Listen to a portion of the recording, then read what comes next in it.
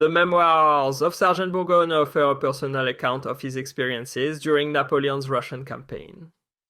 He describes the harsh realities faced by the French soldiers. These are his words. Since the Battle of Malo-Jaroslavets, Picard had been separated from his regiment as he had been sent in the escort of a convoy composed of part of the Imperial equipage.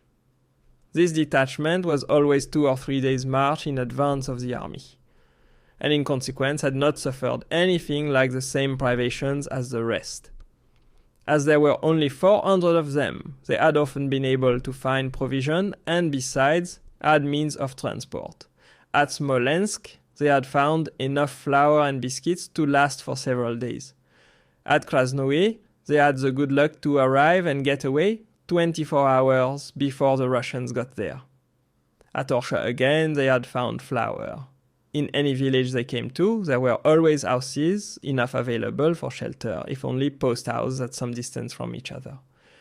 We, on the other hand, had to march 150,000 strong to begin with, afterward only half that number, and had only forests and marshes to sleep in, only horse flesh to eat, and very little of it, water to drink, and sometimes not even that. My old comrade's sufferings only began when he joined me. Picard told me that the man lying by our fire had been wounded by some Polish lancers in an attack during the afternoon. This is the account he gave of it. More than 600 Cossacks and other cavalry attacked our convoy. We were sheltered, however, by our carts, formed into a square, and letting the enemy come quite close to us, at our first discharge we stretched 11 of them on the snow. A greater number still were wounded and carried off by their horses. They fled, but met some Polish lancers of General Dombrowski's corps, who put them to utter rout. The man by the fire was brought back a prisoner, and several others with him, but I don't know why they left him. After the affair I told you of, there was a good deal of confusion. Those in charge of the wagons tried to get through the defile near the forest before each other so that the shelter of the trees might guard them against a surprise. Some of them, hoping to find a crossing higher up, were deceived by the aspect of the snow and fell into a deep crevasse. The first wagon turned completely over with the 2 cognas. The other wagons avoided the same fate by turning to the left, but I do not know if they arrived safely or not. They left me here to take care of this D wagon, and 2 chasseurs with me, saying that they would send some men and horses to fetch it or its contents away. An hour afterwards, however, as it was getting dark, 9 men, stragglers from different regiments, passed by. Seeing the overturned wagon, and only 3 men to guard it, they broke into it on the pretext of finding food, in spite of everything we said to the contrary. Seeing that all our efforts were unavailing, we followed their example, taking and putting aside anything we could find.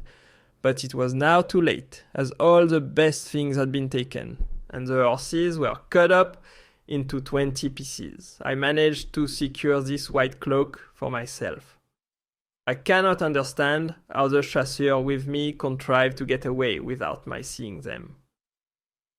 I told Picard that the men who had pillaged the wagon belonged to the Grand Army, and if he had only asked them for news, they could have told him as much, or more, than I. After all, Picard, it was just as well that they took what they did, for the Russians will be here very soon. You are right, said Picard. And we had better put our arms in order.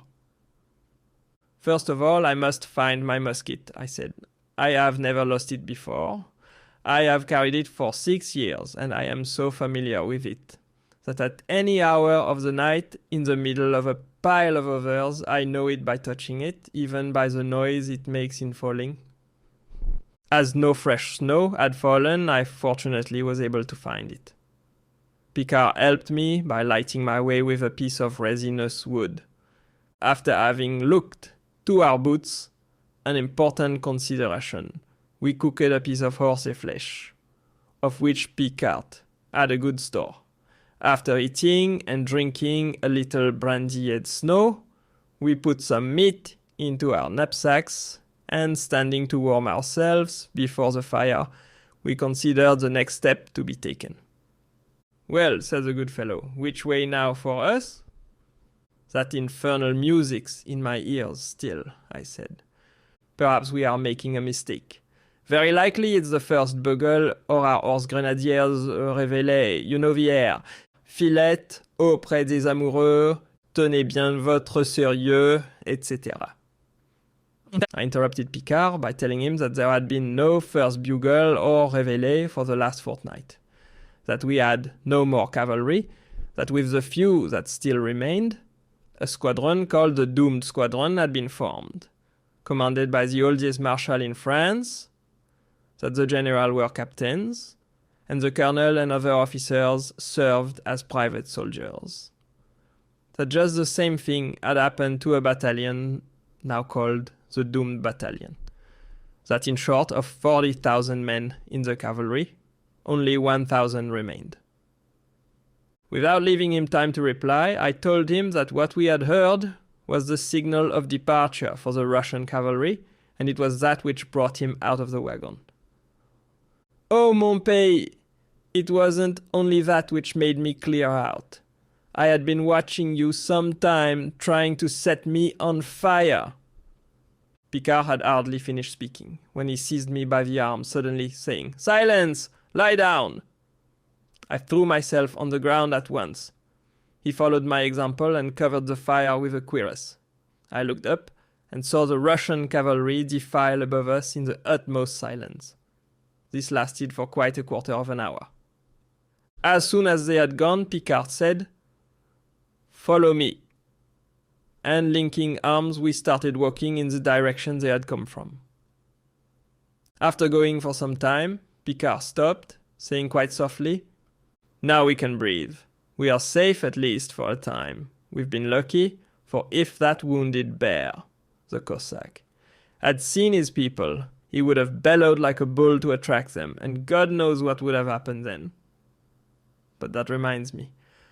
I have forgotten something most important, a saucepan at the back of the wagon. More useful for us than anything else.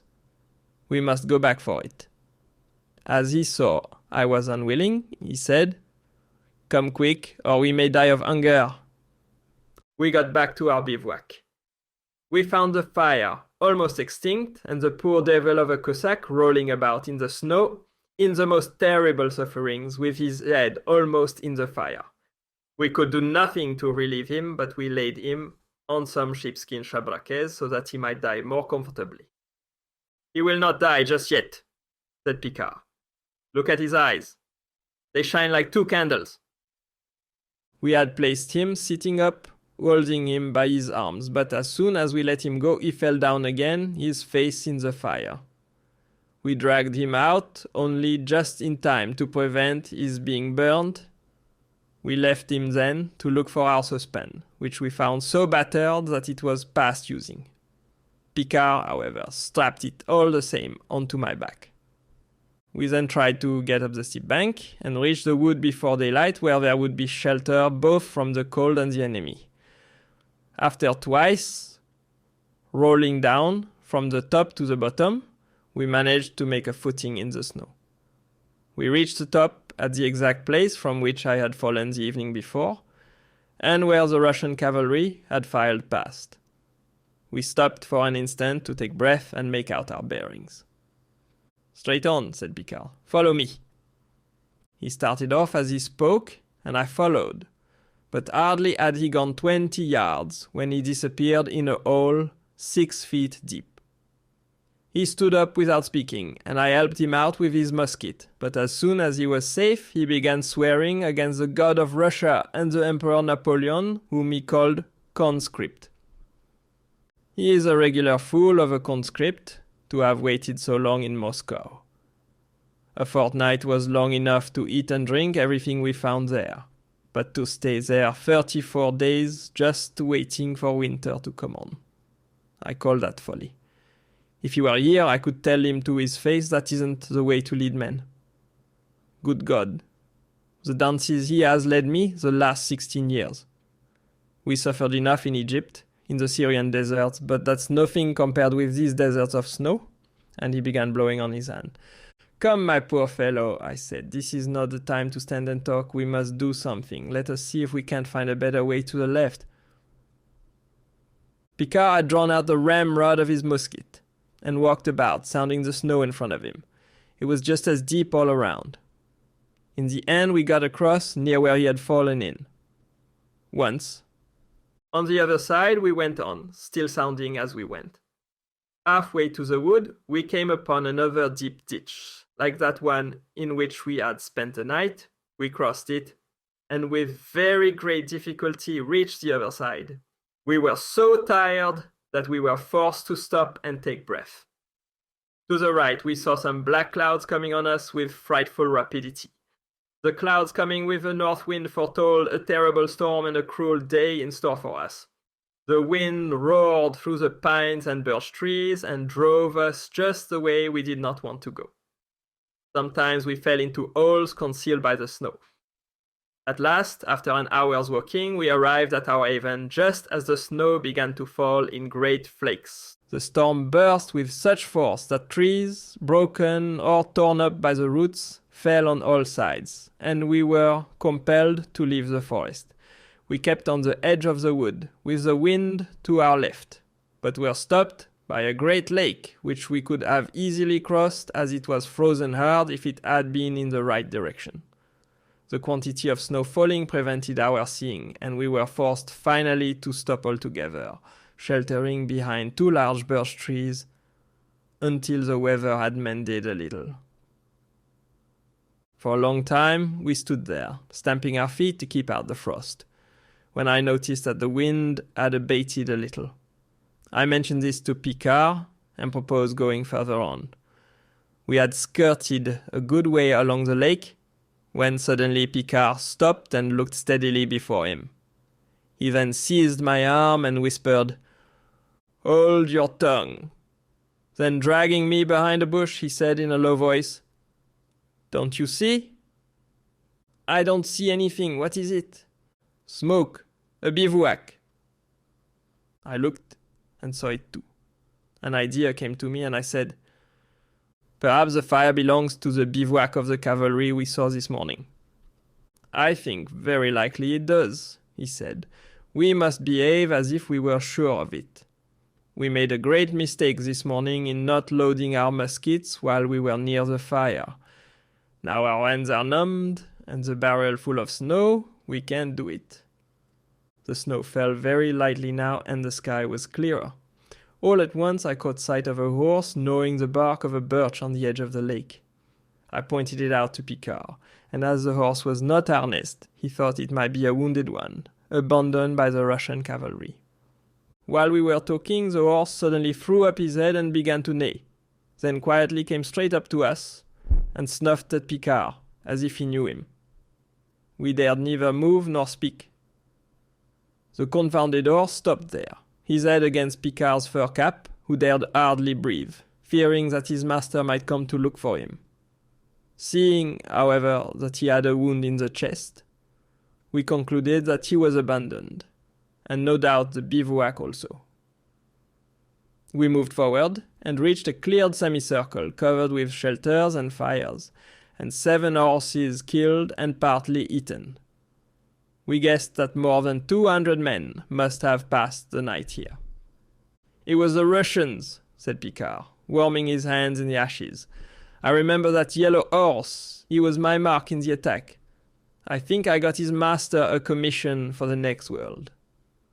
After a thorough look around, we revived the fire in front of the shelter, which the leader of the party had apparently occupied. The snow had stopped, and a dead calm had succeeded the wind. We now began to make soup, but thought it wiser to keep back our own store of meat, as there was plenty to be had here. Picard cut some fresh meat with my little axe, enough for soup, and also some to take away with us. We tried to break through the ice for water, but had not enough strength or patience for the job. Now we were quite warm, and the prospect of having some good soup filled me with joy. When one is in real trouble, how little it takes to make one happy. Our saucepan was of no use in its dilapidated condition, but Picard, who was full of resource, and whom nothing put out, set to work to put it right. He cut down a pine tree to about 1.5 feet from the ground, and using the stump as an anvil and another thick piece as a hammer, wrapped in rag to dull the sound, he began his tinker's work, singing and keeping time with his blows. As I listened to his powerful voice ringing out, I was obliged to say, "Mon vieux camarade, you quite forget, this is hardly the time for singing." Picard looked at me, smiling, and without answering, he started again. He stopped, seeing that I was afraid of his singing, and showed me the saucepan, now fit to use. "Do you remember," he said, "the day of the Battle of Eylau, when we were on the right of the church?"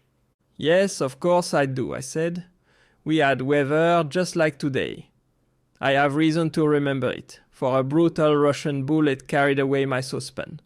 Have you forgotten it, Picard?" "By heaven, no," he said. "That's why I remind you of it, and ask you if a little patience and industry would not have mended your pawn." "Certainly not, no more than Gregoire's and Lemoine's heads, which it carried off too." "How the devil do you remember their names?" "I cannot forget them. Gregoire was a Velite like me, and a good friend too. And that day I had some biscuits and haricots in the saucepan."